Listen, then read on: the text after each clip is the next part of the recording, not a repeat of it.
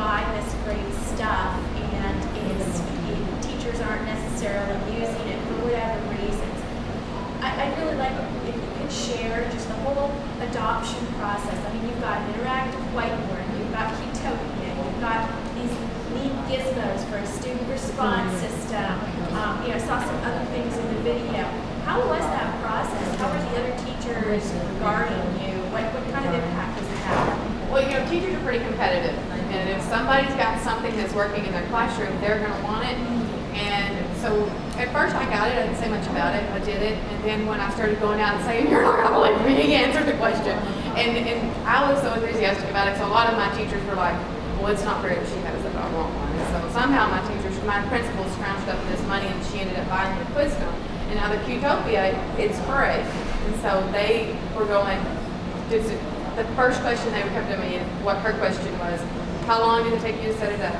And does it work? Do your kids do it? And so when they got that question, I guess the answer to your question is, because I did it and I was saying, here, I'll be the guinea pig and I'll do that in my grade level. And then I went to one of the second grade and the third grade level teachers that I know, like, technology stuff, and I said, do you want to use it in your classroom? Here's how you do it. I'll help you set it up. It didn't take any time. And then they spread it across theirs too. And that's the same thing with the Eno board. We got them in kindergarten and first grade first.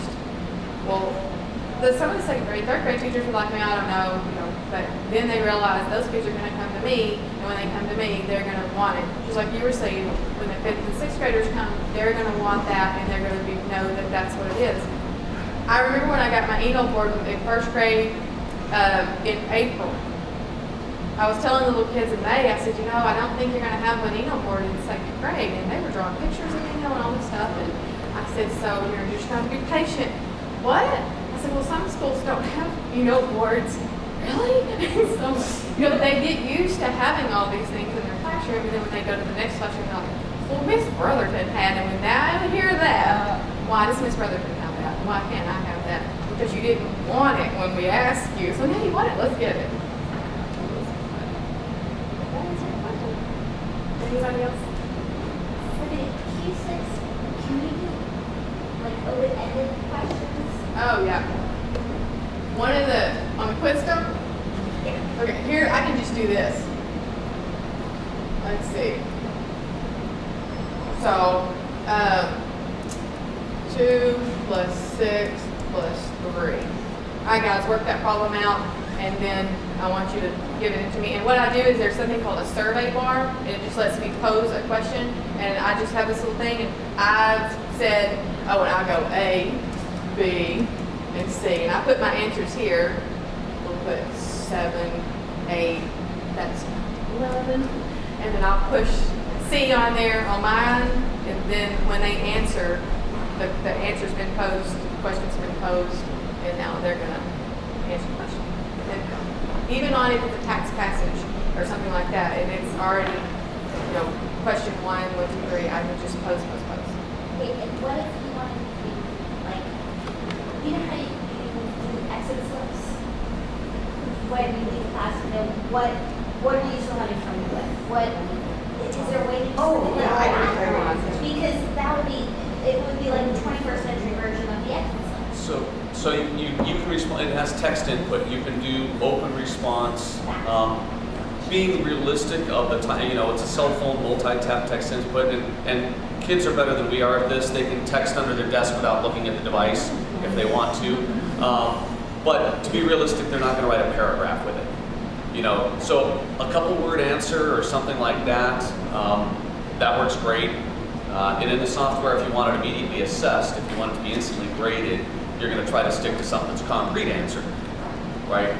But you can get open-ended responses in there as well, as long as you don't expect full paragraphs and write me a half essay, or you're not going to do something of that nature, obviously, with this. But yeah, so it does allow that. There's a lot with Qwizdom that you can do that I haven't talked about. One of them is analyzing attendance, future. We even have an edit question type where you can, so if you have something that's more complex, like you want to fix the grammar in a sentence or fix the punctuation in a sentence, you can send them the sentence in its wrong form, and then you go in and modify and fix, and that way it requires less input and less, you know, so it speeds them up on the response time. Because you're always looking at keeping things moving as quickly as possible, so you want them to just focus on the pieces they need to focus on. And that's a different skill, obviously, editing than, you know, so. So, anything else? So how does it come? Is it like how many responses do you get? That's really up to you, because it's based on your class size. We do any size kit. You can have up to 1,000 with a little USB receiver that looks like a flash drive connected to your computer. So, and if you wanted to do a whole school assembly, you could plug 2 flash drives in there and do 2,000 or 3,000 off of a single computer. So you can combine them into a giant set and do a school assembly, or you know, an awareness day or school pride, Or or a you can fifth break grade it down. pretest, that's you know. my big thing. Is I always So- say, gosh, if you could take all of your fifth graders And or it's- a group into one room and do a pretest to assess them, you know, when they start, how awesome would that be? Because you get one report. They all have a device. So Mine you get the is whole a- report and it's done. You know, you've got 2 hours later, you've assessed the entire district if you need to. And if you're doing an assessment, it would be paper-based. So they work at their own pace, and you could have multiple different activities. So you could have different students working on different activities at the same time, working at their own pace. So you've got group pace, like what we've sort of shown here, but you've also got that they can work at their own pace, work through your traditional paper-based activities, have that all auto-graded as well. Mine's a case of 24. Okay. So, it comes in a case with everything you need right there in the case. And you have a teacher panel, a separate. I have a teacher pad. There's 2 or 3 different, 2 options for teacher. 2 instructor devices. Yeah, you can have the Q5, which is a smaller device. And then there's also the Q7, which is it's essentially like a mini interactive whiteboard. So it's a pad. And you're free from the computer. Do you have it at your booth?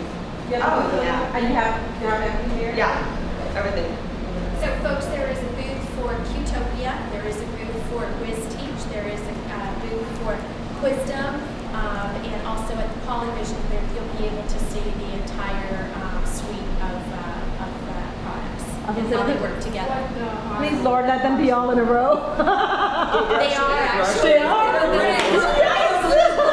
Write it down. I know I keep laughing. We keep walking down this one area. Yeah, I'm sitting here thinking, oh God, they're going to be all over the place. Fantastic. Actually, if you go to the Polyvision booth as your home base, and you are at the waterfall, you take, or the water wall rather, take a look to the left. Directly in front of you to the left, you will see the Qwizdom booth. If you look to the right, you will see the Qtopia and the Qwizdom booth. So you'll find your way very easily. I know where the Polyvision is. Okay, we'll do that. It's cool. Let's go play with it. Yeah, normally we say stop at 1 and we'll march you all around wherever you need to go. That's pretty much what we do. We do a lot of running, so it's great exercise for us. You're one group and they go, is this where I'm supposed to be? And I'm like, what would you like to look at? All of your products. Well, we're going to make a little trace. Okay. But we know where Polyvision is, so There you go. we'll start off there. And that's the power of the relationship that we have. We work very much together to make things very simple, so that as you can see from Angela's presentation, in the classroom it flows just as easy as the kind of communication that you can have with the partners. Because I've called customer support for anything I want, and they can tell me how it works with my other projects too. That's kind of convenient.